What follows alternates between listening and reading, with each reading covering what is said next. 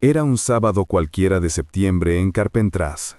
La luz del sol de la Provenza bañaba el estacionamiento del supermercado Leclerc, un lugar de banalidad absoluta, donde las familias cargan sus compras y los jubilados pasean sin prisa. Nada en el aire sugería que, en cuestión de minutos, el tejido de la realidad para una familia entera y para toda una nación estaba a punto de desgarrarse irrevocablemente. Un guardia de seguridad, aburrido de la rutina, notó un movimiento extraño en el pasillo de los cosméticos.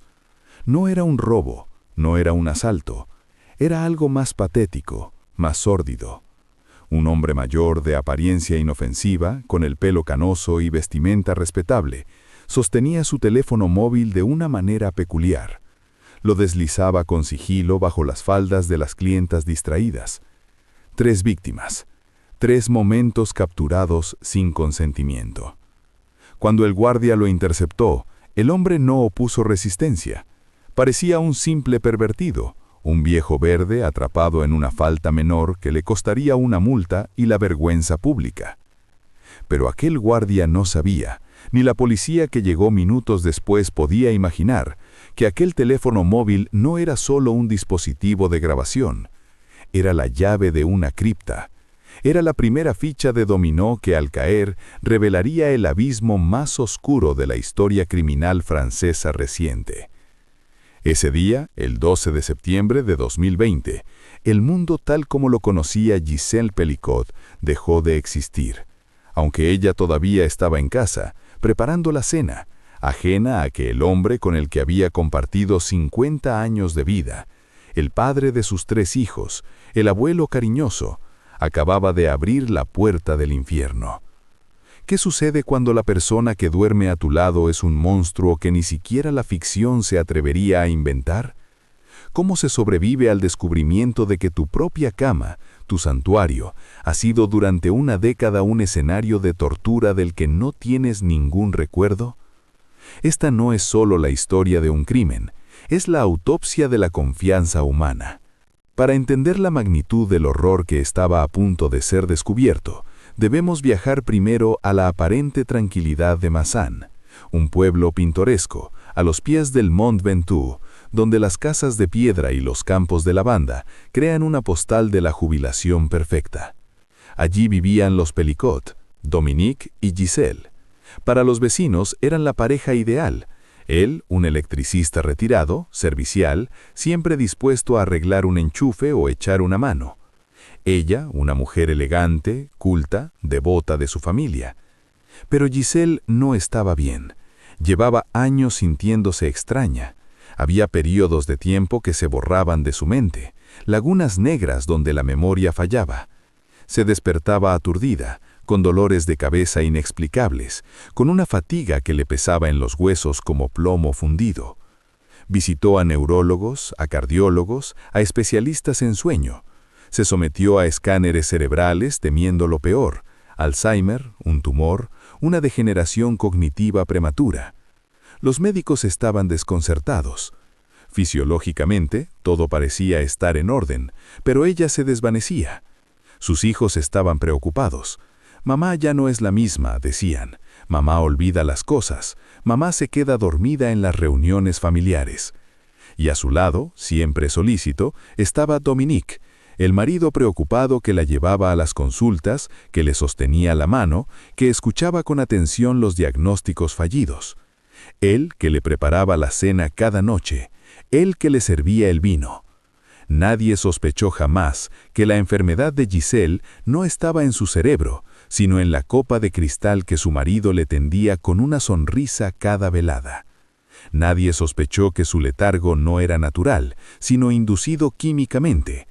La respuesta estaba en una droga llamada Temesta, un potente ansiolítico que, mezclado y dosificado con la precisión de un farmacéutico macabro, la convertía en una muñeca de trapo inerte, incapaz de despertar, incapaz de gritar, incapaz de saber. Volvamos a la comisaría de Carpentras. La policía ha confiscado el ordenador de Dominique Pelicot tras el incidente en el supermercado. Lo que buscan son más videos de faldas, evidencia de voyerismo. Lo que encuentran Es una carpeta. Una carpeta con un nombre que heló la sangre del primer oficial que la abrió.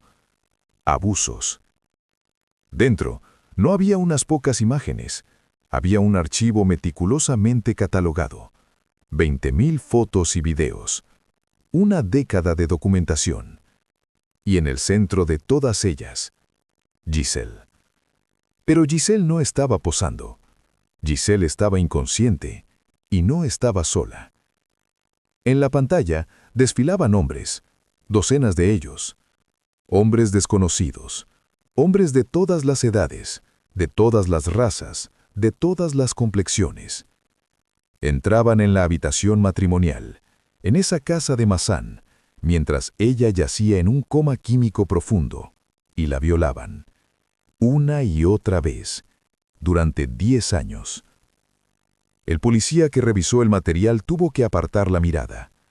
La brutalidad no residía solo en el acto sexual, sino en la inmovilidad cadavérica de la víctima. Parecía muerta. De hecho, en los chats que la policía descubriría más tarde en una web libertina llamada coco.fr, así es como Dominique la describía a los candidatos. Está muerta. Puedes hacer lo que quieras.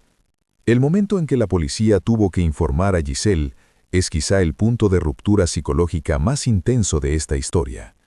Imaginen la escena. Los agentes llaman a la puerta. Giselle, todavía aturdida por la noticia de que su marido ha sido detenido por filmar mujeres en el supermercado, siente vergüenza, pero también alivio de que sea solo eso. Piensa que su marido es un viejo tonto, un mirón. Los agentes se sientan frente a ella. El ambiente es denso, irrespirable. La inspectora la mira a los ojos y le dice que deben mostrarle algo. Le advierten que será duro. Giselle no entiende. ¿Qué puede ser tan duro? ¿Fotos de otras mujeres? Y entonces le muestran una imagen. Es ella. Está en su cama. Está dormida. Y hay un hombre encima de ella que no es su marido. Y luego otra foto. Y otra. El cerebro de Giselle entra en shock. Niega la realidad. Eso no es posible. Yo no hago esas cosas. Yo nunca he visto a ese hombre. Pero es su habitación, es su camisón, es su cuerpo. La verdad cae sobre ella como una guillotina. No son amantes secretos, son violadores. Y el director de orquesta, el hombre que filmaba, el hombre que daba las instrucciones susurrando detrás de la cámara para no despertarla, era Dominique, su Dominique. 50 años de vida se desmoronaron en un segundo. Todo era mentira. Cada desayuno, cada beso de buenas noches, cada preocupación por su salud, todo era parte de una puesta en escena grotesca para facilitar su tortura. La investigación se expandió como una mancha de aceite. La policía cibernética rastreó las direcciones IP, los números de teléfono, los correos electrónicos. Dominique, en su obsesión compulsiva, había guardado todo. Nombres, fechas, detalles. No era solo un violador, era un archivero de su propia depravación. Los hombres empezaron a ser identificados, y aquí es donde la historia da otro giro hacia el terror sociológico. ¿Quiénes eran estos monstruos? La sociedad espera encontrar a criminales reincidentes, marginados, depredadores con antecedentes. Pero no. La lista de los acusados leía como un censo del pueblo francés común. Había un bombero, un periodista, un guardia de prisiones, un enfermero, un concejal, hombres casados, padres de familia, vecinos respetables. Hombres que besaban a sus esposas por la mañana y por la noche conducían hasta Masan para violar a una mujer inconsciente ofrecida por su marido. Cuando fueron detenidos, las excusas fueron tan banales como aterradoras. No sabía que era una violación, dijeron muchos. Mi marido me invitó. Creí que era un juego de pareja. Ella fingía estar dormida. La defensa de la ignorancia. Pero los videos contaban otra historia. En los videos se veía a Giselle roncar, Se veía cómo su cuerpo reaccionaba solo con espasmos involuntarios. Se oía a Dominique dar instrucciones precisas. No uséis perfume, ella podría olerlo al despertar. Aparcad lejos para que los vecinos no sospechen. Calentaos las manos en el radiador antes de tocarla, para que el frío no la sobresalte. Todo estaba diseñado para mantenerla en la oscuridad. ¿Cómo puede alguien alegar consentimiento cuando la instrucción principal es «no la despiertes»? El perfil de Dominique Pellicot merece un análisis profundo. Los psicólogos forenses se encontraron ante un enigma. No mostraba empatía, pero tampoco la grandiosidad típica de los psicópatas carismáticos. Era un hombre gris, un voyeur que necesitaba escalar su adicción. Empezó con el intercambio de parejas, pero la realidad no le satisfacía. Quería control total. Quería convertir a su mujer en un objeto, la cosificación absoluta. Al drogarla, le robaba su humanidad, su voluntad, su alma, dejando solo un cuerpo vacío para ser usado. Y al invitar a otros, multiplicaba su poder. Él era el amo de la ceremonia. Él decidía quién entraba y quién salía. Él tenía el poder de Dios sobre el cuerpo de su esposa y sobre los deseos de aquellos extraños. En los interrogatorios confesó con una frialdad pasmosa. No había lágrimas, no había arrepentimiento visceral, solo una descripción técnica de los hechos. Admitió haberla drogado no solo para las violaciones, sino para que estuviera tranquila, para que no molestara. La mujer que había amado se había convertido en un juguete roto que él manipulaba a su antojo. Pero si Dominique es el villano de esta historia, Giselle emergió como una heroína de proporciones míticas. Tras el shock inicial, tras el intento de suicidio, tras el derrumbe total de su psique, algo en ella se endureció. El sistema judicial francés, en casos de delitos sexuales tan gráficos y humillantes, suele ofrecer a las víctimas la opción del juicio a puerta cerrada, para proteger su intimidad, para evitar que las imágenes de su degradación sean vistas por el público. Todos esperaban que Giselle, una abuela discreta, quisiera esconderse, quisiera enterrar este horror en el silencio. Pero Giselle tomó una decisión que cambió la historia judicial de Francia. Se puso en pie y dijo no. Dijo, la vergüenza debe cambiar de bando. Exigió que el juicio fuera público. Exigió que los nombres de los acusados fueran leídos en voz alta. Exigió que los videos, aunque censurados para el público general, fueran la prueba visible de la atrocidad. Al renunciar a su anonimato, Giselle Pellicot se negó a ser una víctima pasiva. Se convirtió en un testigo. Se convirtió en la acusadora. El juicio comenzó en Aviñón, en septiembre de 2024, 4 años después de aquel día en el supermercado. La sala estaba abarrotada. Periodistas de todo el mundo, feministas, curiosos. Y allí estaban ellos, los 51 hombres, sentados en el banquillo, algunos escondiendo sus rostros, otros mirando al vacío, y frente a ellos, Giselle, con sus gafas oscuras, su corte de pelo impecable, rodeada de sus abogados y sus hijos. La tensión en la sala era eléctrica. Cuando Dominique entró, caminando con dificultad, apoyado en un bastón, el silencio fue sepulcral. No se miraron. No había nada que decirse. El testimonio de Giselle fue un torrente de dignidad dolorosa. Habló de los años robados. Habló del miedo a la locura. Habló de cómo su cuerpo había sido un campo de batalla sin ella saberlo. Me han sacrificado en el altar del vicio, declaró con voz firme.